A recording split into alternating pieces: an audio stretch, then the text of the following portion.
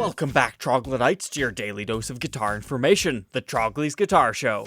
My favorite flying Vs have to come from the 70s, because they're not quite as expensive as the super expensive 60s, and they usually have some pretty cool aging and a bunch of different finish options that you can choose from. But most importantly, they're so super resonant and lightweight. There's a reason why the 70s flying Vs are so expensive. I mean, we're talking anywhere from the same price as a Les Paul Custom to twice the price. But here's an interesting take on a 70s flying V that I found in Japan. Take a look at this beauty. There is so much going on with this guitar that it's going to take a minute to go over. So first off, this is described as a Gibson Custom Shop limited run 70s flying V block inlay aged in a Satin Black Widow Burst. Interesting. So Widow Burst meaning like the Black Widow Les Paul that we've done a review on. So that kind of had a black border to it with a red center. And that's what this one's got going on too. But this is not actually part of the Widow series because those guys have colored binding. And there are Widow flying Vs. I talked about them in this WYRON episode.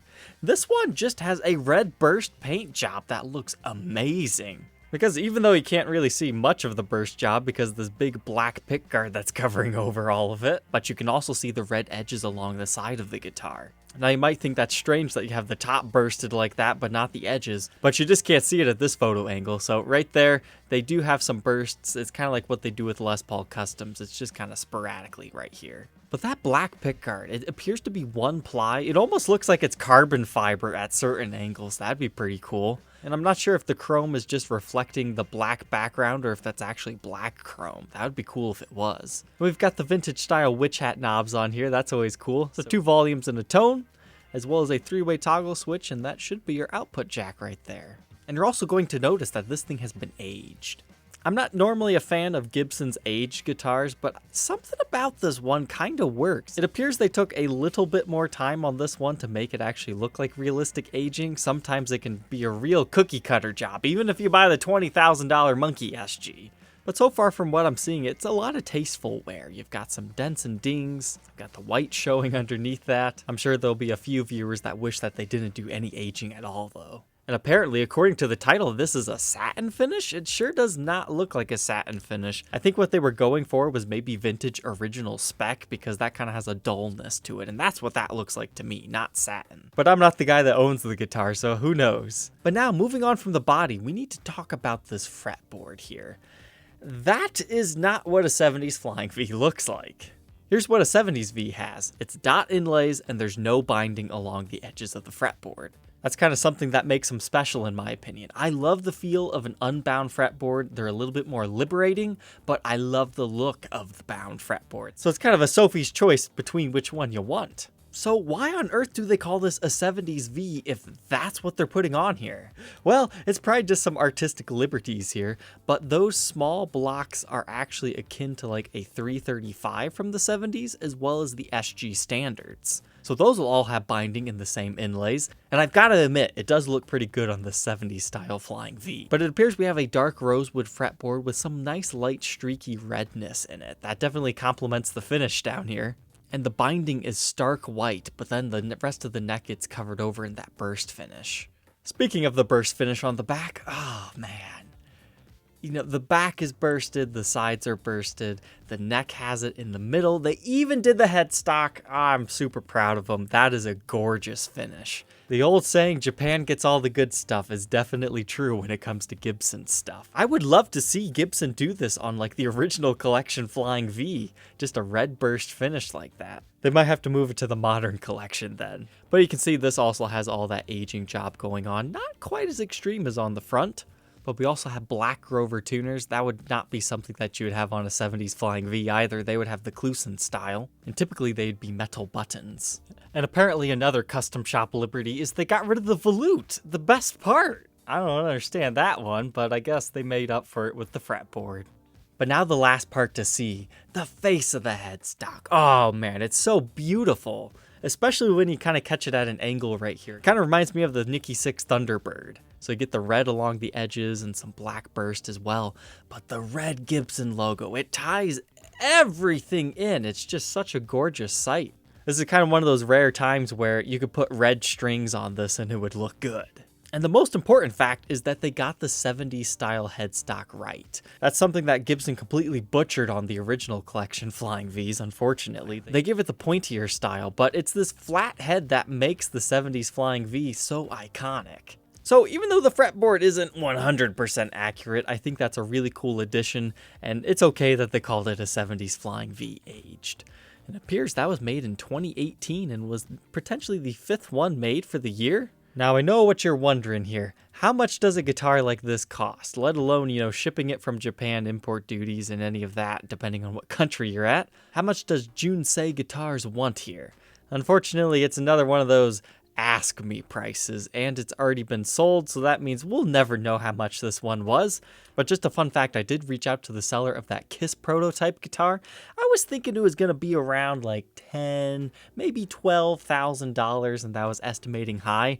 He came back at $20,000 US. Woo, that one was expensive. So for our playing demo today, let's go ahead and check out a 70s style Flying V.